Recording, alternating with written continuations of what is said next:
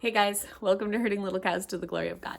So on one of our comments, we had someone ask about the books on our bookshelf because I was sitting in front of this bookshelf and they recognized some of the book titles. So I figured we would just kind of pan through the shelf and I will mention books that we specifically like. If you have a question about a book that's on our bookshelf, you're welcome to ask us. We have not read every book on our bookshelf. So if we might not be able to give you an answer, but if you write to us, we can tell you what we think of it if we've read it.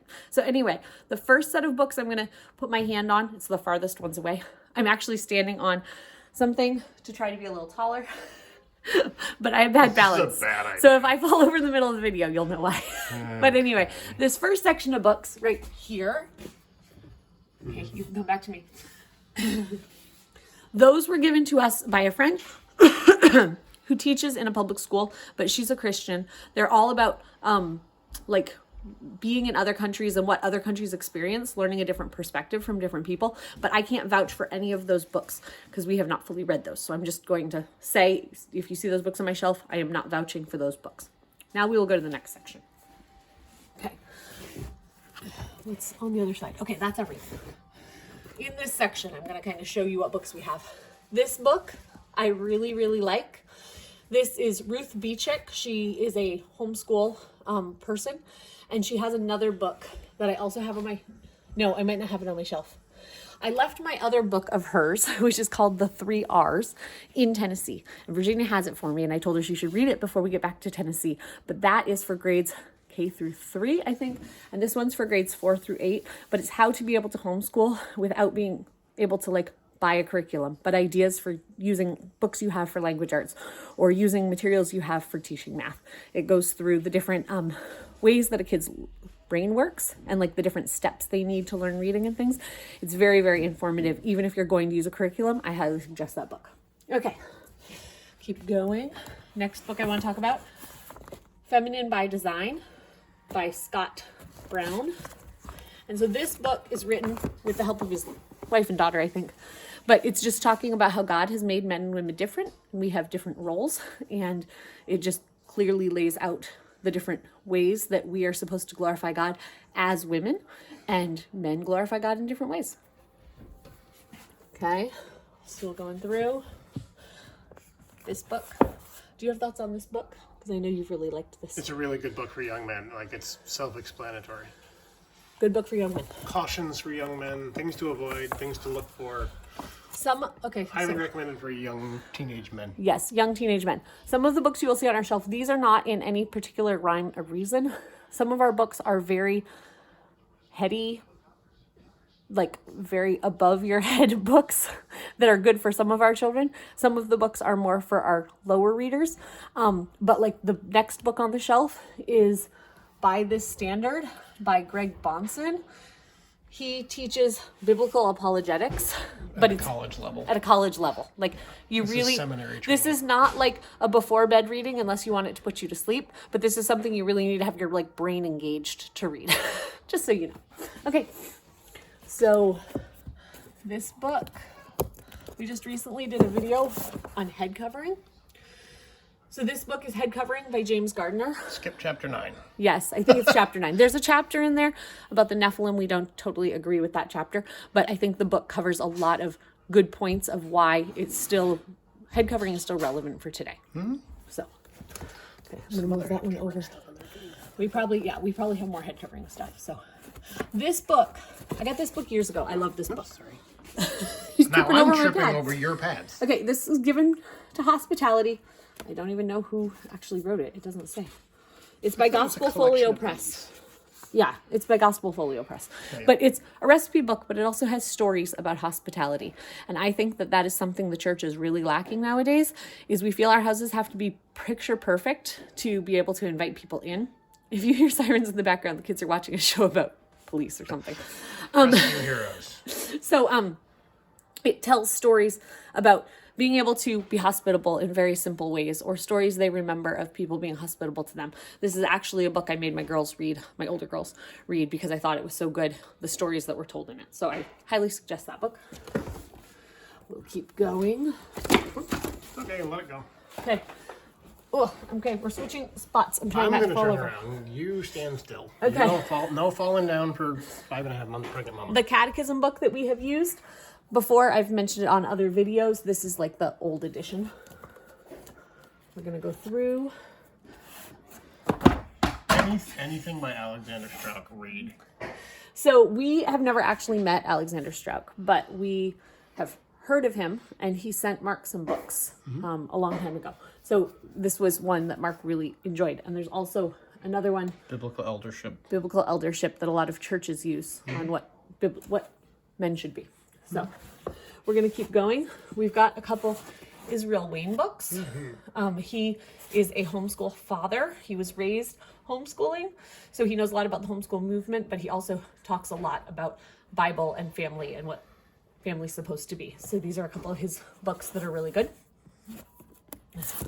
If you see one you want to say something about. Making Brothers and Sisters Best Friends by Sarah, Stephen, and Grace Malley.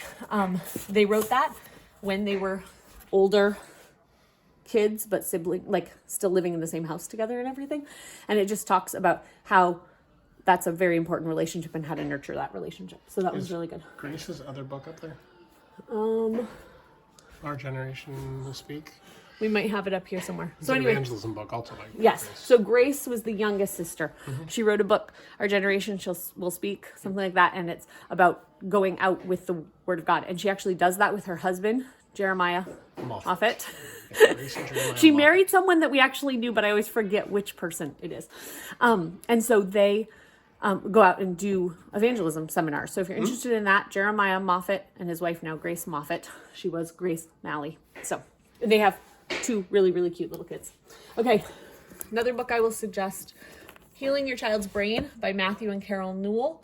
If you've been around our channel long, you know that our son Josiah has epilepsy and cerebral palsy. And so these guys have a therapy center in Pennsylvania. They're both therapists, and then they had 2 children who needed therapy to help fix their brains. And so this book is kind of goes over the theories on it. Very much believe that there was a creator, God, who made us to develop in a certain way. And if you've missed some of that development, you need to go back and work on that development so that your brain can reorganize. And so it's a very good book. Okay. So some of these we have just kids books, missionary books. The door's opening over there. Can I see?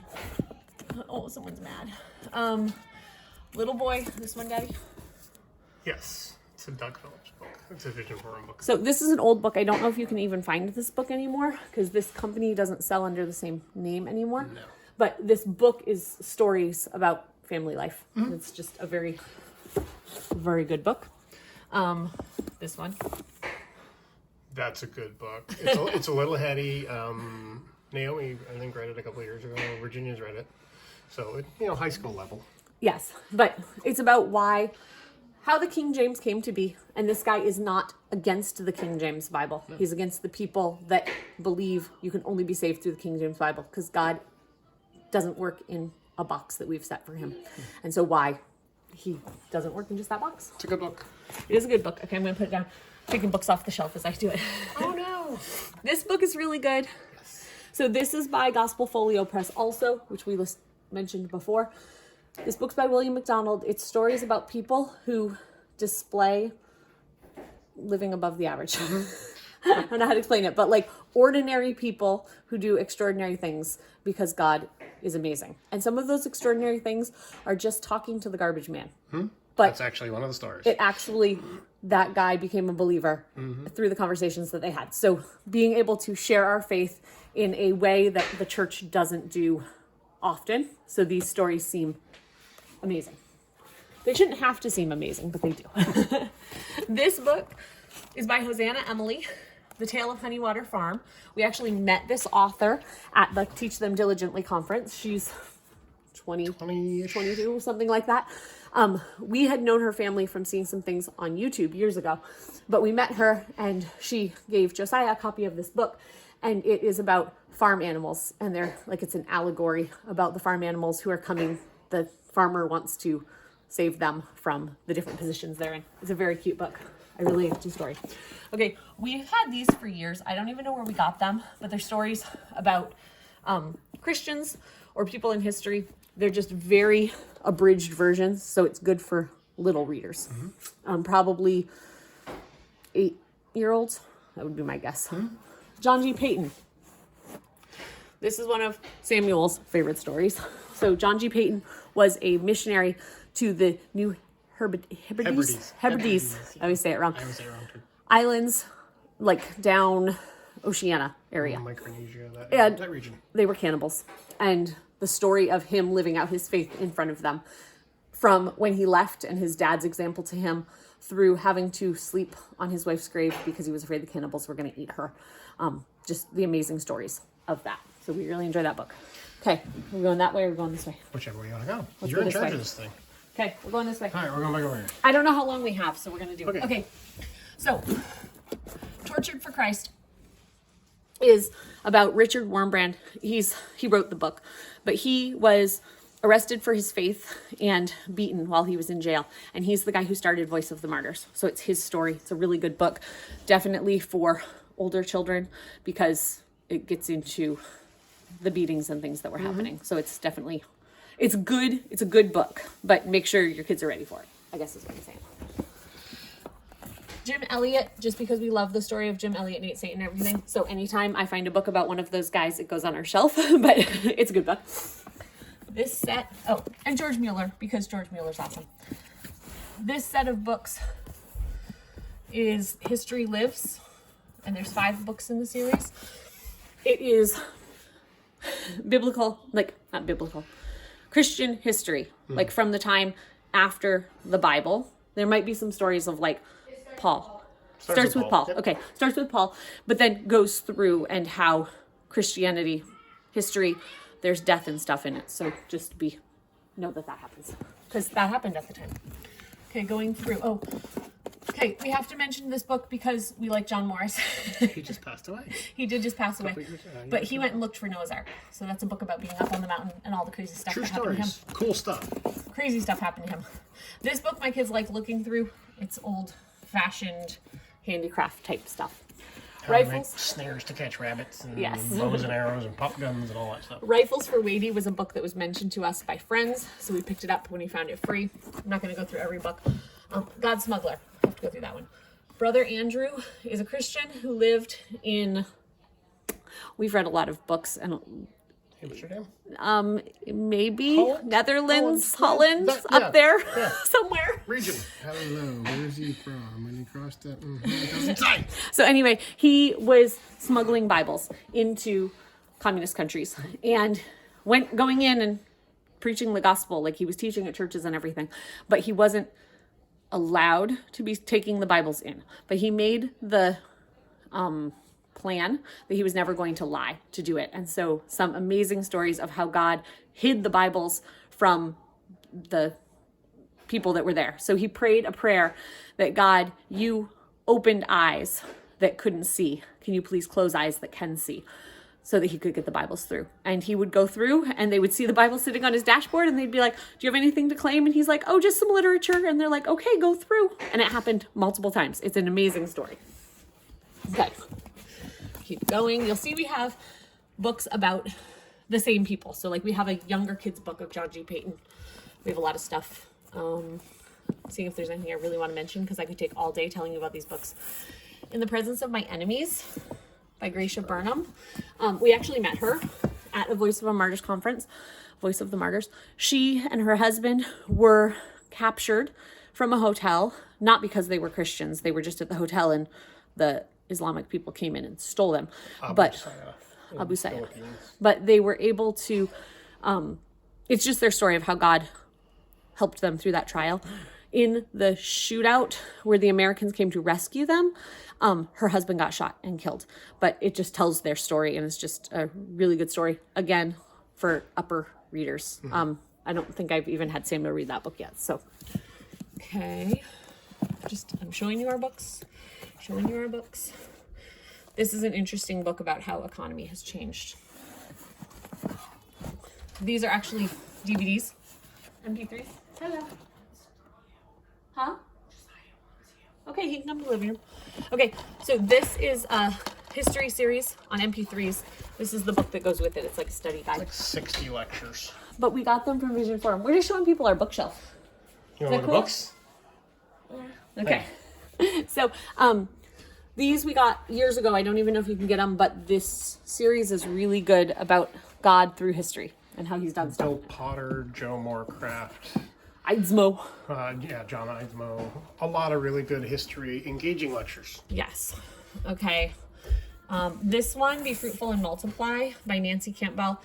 She's from Above Rubies, like she started Above Rubies, and it's just scripture and scriptural reasons on why we should let God control how many children we have, why we should be more willing to accept children than our society is today. It's a very good book. I have my girls read that so that they understand going into marriage what marriage is really about, because we're supposed to be replenishing the earth, like the Genesis mandate of like bringing more Christians into the world. That's what we're supposed to be doing. So The Blessing of Children, it's a really good book. This was a good book, right? Yes. We liked that.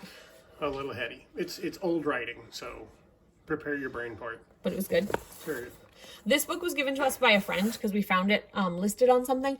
I would not suggest it. We had Virginia read it, and then I realized it was more than she needed. It's Stories by Elizabeth Elliot from when her and Jim Elliot were courting, but it was more... They talked more about physical relationship than I feel a courtship person should. So it's on our shelf, but Naomi's not reading that yet. This is again by Vision Forum. We have a lot of Vision Forum books, and they're not even in business anymore. When they were going out of business, we bought a lot of their stuff. But The Sinking of the Titanic and Other Great Sea Disasters, it's just talking about how men used to truly be men and would protect women and children. You know, the whole idea, I don't know, like this is comfortable to sit here like this. The whole idea of the men saying, yes, women and children get on those boats first. And the men who tried to get on those boats and how the other men reacted to them getting on those boats. Just the idea of protecting women and children. You can tell we've read this one a lot. Swiss Family Robinson. It's falling apart. But this is a favorite book. That's actually our second copy. No, this is still the first copy. Okay. We kept the first copy. So we had a nice viewer who sent us a second copy. But it's not the actual unabridged version. So we kept this unabridged version too. Okay, Daddy, this one's for you. Okay, I need to actually read this because I've flipped through it quite a few times, but I have not actually I made read Mom it. read that.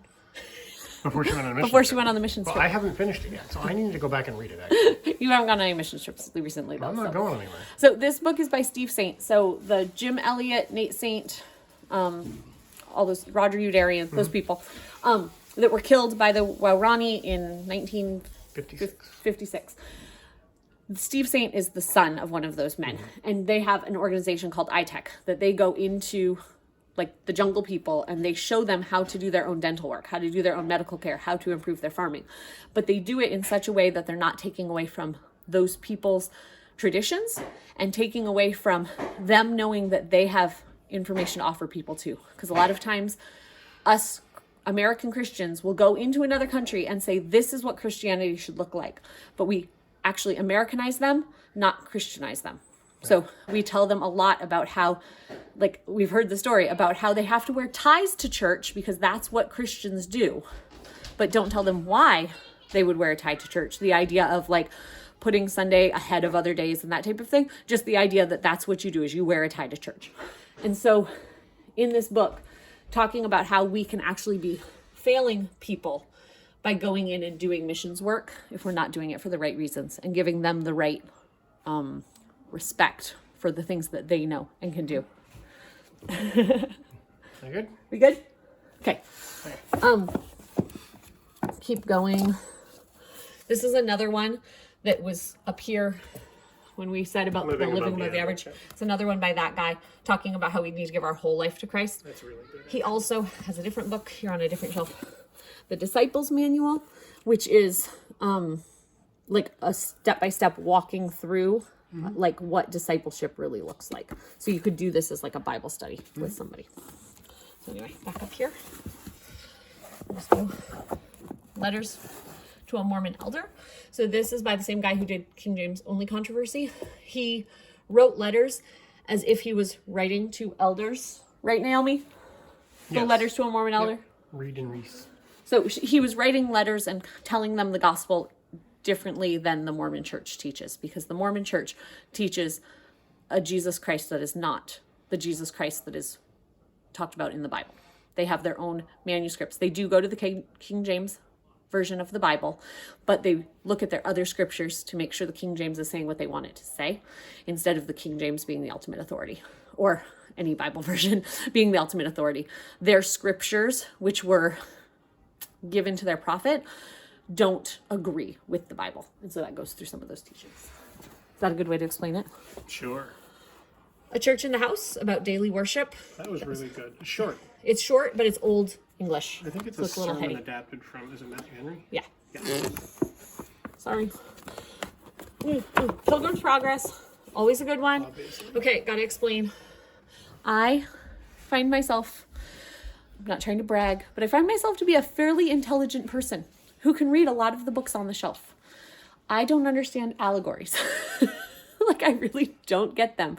You can tell me that his name's Christian and this guy's name's Failure, and I'm going to be like, which one's the good guy? I don't know. Like, it's just, they don't make sense to me. So I have Talking animals. and talking animals. I don't do well with fiction that couldn't happen. If you have fiction that's like, oh, this is a story about a family and these things could happen, I'm totally cool with that.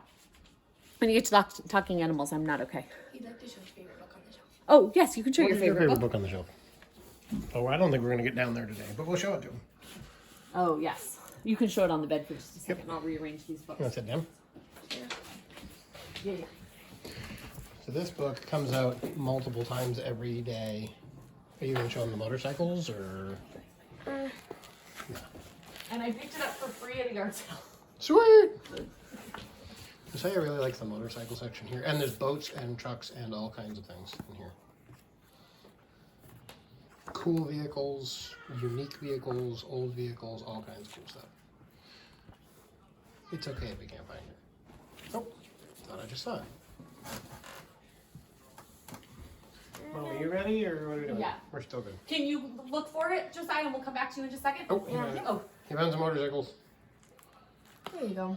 That's called Mighty Machines. That is definitely a Josiah favorite book. Okay, so we turn to the other side now. So in this section, the only other things I think I'm going to talk about is these two books. Steve and Terry Maxwell, they did the Managers of Their Homes Yes. and Managers of Their Chores series, which we do not use that strict of a schedule in our house. But these two books are like short essays about just being a godly mom and dad and homeschooling family. So I really enjoy those books. Is there anything else on here specifically to talk about? I mean, they're not yes. bad books. They're Which all one? good books. Oh, it's not up there. Okay. Never mind. I was looking for something else. Okay, I didn't read this book, but Virginia did. Did you read this Paul Snyder book? She read a lot of it to us. Yeah, we heard lots of bits and pieces from it, but He's a heart cry Paul missionary. Snyder is a heart cry missionary, and he talks about the dangers of missions work. Kind of goes along with the Great Omission, like things we might be leaving out when we think about going to do the work for these people. Like one of the things, I forget which book mentions it, but talking about going in and building them a new church building. I think it was in Steve Saints. It talks about it. Going in and building them a new church building, and then they don't actually do the upkeep and stuff on the building because they believe like it belongs to you, like how their tradition thinks. You built it. It's yours. It's yours, and we don't want to ruin it, so we don't like keep up with it because we don't know what we're doing. You know how to build that stuff. We know how to build our own stuff. Understanding the culture you live in. Yes. Which is why people like native missionaries are more accepted and can usually tell people like within their heart language what the gospel is. So anyway, I'm going to move over. I think we have time to do these two shelves. Okay. But we'll see. Josiah, if you want to find another book on the shelf to show, you can come over and look for a book, but I'm showing the one that... Huh? You can pick. You found a picture of the dump truck you said? Oh, Daddy, he found a picture of a dump truck. A dump Or truck? something. Like the big one? Oh yeah, these are Well, like. it's still going on. So we live right next door to Dragon Cement, which is like a 130-acre quarry where they've been mining all kinds of things for many, many years. And it's right in our backyard. So it's kind of cool that we've seen dump trucks like that. crossing the road in front of us. Pretty cool. Okay, so back to these. These are more like chapter books for kids. So we're gonna start up here. These books are actually both Amish, maybe Mennonite, but I got them at the Amish store. And they're just readers, but I don't agree with everything in their books, but it talks a lot about their history. This Building on the Rock series is really good. They're short things, short stories that are like a page and a half, and longer stories, but they're all about how God uses odd circumstances to bring the gospel to people groups. So how God stopped the pirates, how God used a snowdrift, how God used a drought and an umbrella. So those are just interesting books. The kids really like those. This whole series, the Children's Heritage series, is by J.C. Ryle. I think it's all by J.C. Ryle. But we bought them from whatever this company is. Children's Heritage series, Old Paths Gospel Press. But we enjoyed these stories. They are definitely a little more Old English. So it might take if it's really, might be a 5th grade reading level, even though your 3rd grader would understand it if you were able to explain the words to them, I guess. That's what I'd say. Maybe a little different than that. Okay, next series. Favorites in Our House. This series by Sarah Maxwell. So I mentioned Terry, yes, right here. The people who did the Just Around the Corner books. Their daughter, Sarah, wrote these books. And these are fiction. These are fiction I can read. So this is just about a family. They homeschool. They have 6, they start the book series with 4 kids. And it's just talking about like mom has babies. They have a dog and different things that happen. Different sibling squabbles. Witnessing to their neighbors. Witnessing to their neighbors.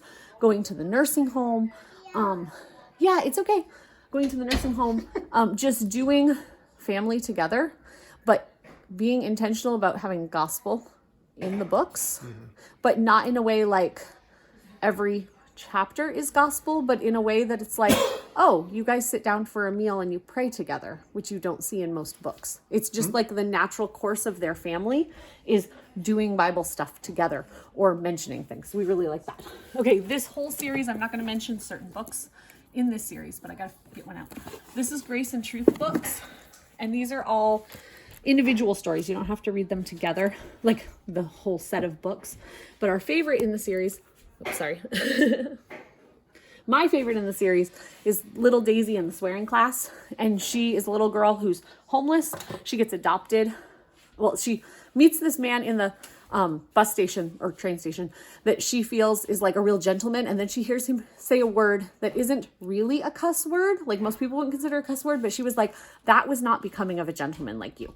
And he realizes that he should watch his tongue. And so she goes and teaches other little kids that we shouldn't use certain phrases. Like, I had never known that the term good night was used as a swear by some people in other places in the country. I'd never heard it.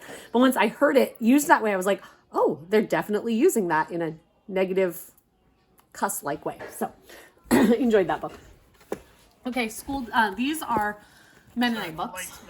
Sorry.